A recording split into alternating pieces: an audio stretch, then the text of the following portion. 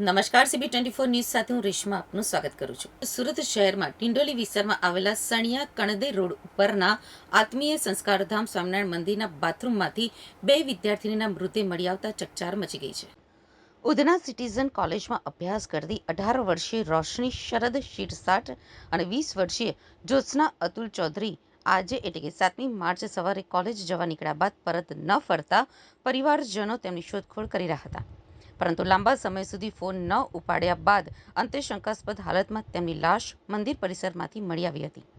આ ઘટનાની જાણ થતાં જ ટિંડોલી પોલીસ કાફલો સ્થળ ઉપર પહોંચી ગયો હતો અને બંને યુવતીના મૃતદેહને પોસ્ટમોર્ટમ અર્થે હોસ્પિટલ ખસેડી આ આકસ્મિક મોતના કારણો જાણવા વધુ તપાસ હાથ ધરી છે।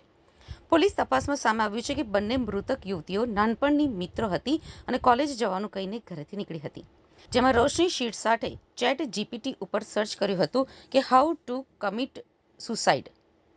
બંને યુવતીઓ બાથરૂમમાં જતી હતી તે સમયના સીસીટીવી પણ સામે આવ્યા છે, જેમાં સ્પષ્ટ જોઈ શકાય છે કે બંને યુવતીઓ બાથરૂમ તરફ જઈ રહી છે અને બાદમાં બાથરૂમમાં પ્રવેશી દરવાજો બંધ કરી દે છે। બાથરૂમમાંથી ઇન્જેક્શન અને દવાની બોટલો પણ મળી। ઘટનામાં એવી છે કે ઘટનામાં અમને કંઈ ખબર નહીં હતું, પણ એ બે છોકરી સવારે 7 વાગે કોલેજનું કહીને નીકળેલી।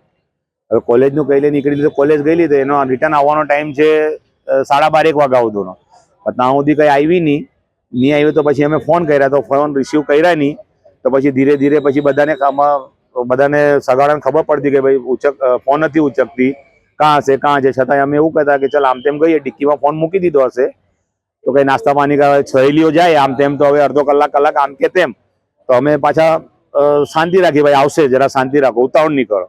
પછી છેલ્લે 2-2:30 વાગ્યાથી કમસે કમ એને 50-60-100 ફોન કરી નાખ્યા બધાએ, એ મેં કર્યા, છોકરાઓએ કર્યા, આમ તેમ બીજા બધાએ ફોન કરીને ચેક કર્યા પણ કોઈ જ રિપ્લાય નહીં આપી। તો પછી અમે 3 વાગી ગયા તો પછી ગભરાઈ ગયા। 3 વાગ્યા પછી અમે પોલીસ સ્ટેશને ગયા, પોલીસ સ્ટેશનમાં અમે એફઆઈઆર નોંધાવી। એફઆઈઆર નોંધે પછી અમને કીધું કે તમે તમારા હિસાબે શોધખોળ ચાલુ રાખો, 24 કલાક પછી અમારું કામ ચાલુ થઈ જશે। તો પછી અમે અમારા રીતે શોધખોળ ચાલુ કરી। પછી જેમ જેમ ટાઈમ જતો ગયો તેમ તેમ બધા ગભરાતા ગયા, ભાઈ સાંજ પડે છે, રાત થઈ જશે, પછી કાં હોતશું આપને, તો હિસાબે અમે પછી શોધખોળ ચાલુ કરી। અમને પછી લોકેશન બધી મળતા ગયા, પછી સનિયાના મહિલા, પછી ખરવાસાના મહિલા, બધા લોકેશનમાં અમે બધું ખેતર ગામડા આજુબાજુના જેટલા બધું શોધ્યું, ગાડી તપાસ કરી। યાર દોસ્તારો બધા એક દૂસરાને કહીને કોઈ પોલીસ સ્ટેશનથી ફોન આવ્યો કે આ લોકેશન બતાવે છે, હા, તો હિસાબે અમે એ લોકેશનમાં ફરતા રહ્યા। તો પછી છેલ્લે પછી અમને સનિયામાં સ્વામિનારાયણનું નવું મંદિર બને છે ત્યાં ગાડી અમને ગાડી દેખાઈ, તો પછી અમને ડાઉટ ગયો, તો અંદર ઘૂસ્યા તો એ લોકોના ચપ્પલ બેવના નીચે હતા અને મંદિર 8 વાગે બંધ થઈ ગયેલું હતું। તો કોઈ હતું નહીં ત્યાં, સાંજે 8 વાગે બંધ થઈ ગયું। 8 વાગે પછી અમને ખબર પડી ગાડી અહીંયા પડેલી છે, તો ગાડી ત્યાં જોઈ પછી અમને ડાઉટ કે અહીંયા જ કશે, તો મંદિર 7 માળનું છે, બહુ મોટું મંદિર છે, તો કમસે કમ એમાં અમને શોધવામાં, બધી રીતે શોધવામાં અમને 3 થી 4 કલાક ગયા। પોલીસ નહીં આવી, પછી ગાડી મળી પણ છોકરીઓ નથી મળી ને, પોલીસે તો કીધું અમે કે ગાડી મળી છે, તો પછી હશે આમ તેમ શોધો, તો અમે શોધ્યું, અમને કીધું કે ગાડી મળી છે, એ તો અમે કહી દીધેલું।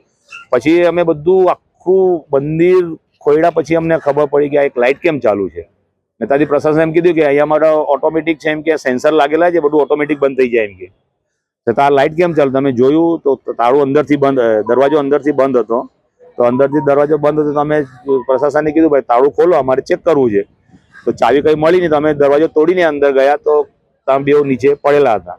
તો ત્યાંથી ફરી અમે જેવું અમને ખબર પડી અહીંયા પડેલા છે, અમને દેખાય ફટ અમે ફટાફટ ઉચકીને અમે પ્રાઇવેટ વ્હીકલ પર લઈને અમે હોસ્પિટલ પહોંચી ગયા કે બેહોશ થઈ હશે કે બચી જશે એ હિસાબે। તો ત્યાંથી અમે ઉચકીને લઈ આવ્યા, તો ત્યાં ડૉક્ટરે ના પાડી દીધી કે અમારો કેસ નથી એમ કે, તો અહીંયા લાવ્યા તો અમે અહીંયા મૃત જાહેર કરી દીધી।